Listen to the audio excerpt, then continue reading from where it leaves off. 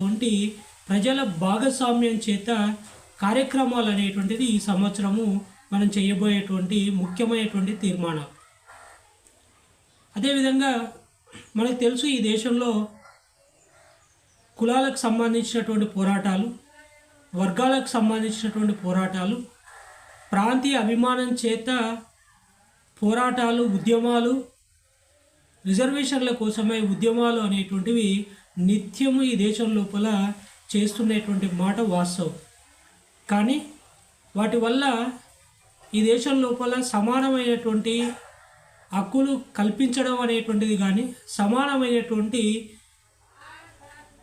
అవకాశాలు అందరికీ దక్కుతాయనేటువంటి విషయం లోపల మనకు స్పష్టత అనేటువంటిది లేదు. దానికోసమే మనం రిజర్వేషన్ల కోసమై, కులాల కోసమై, ప్రాంతీయ అభిమానం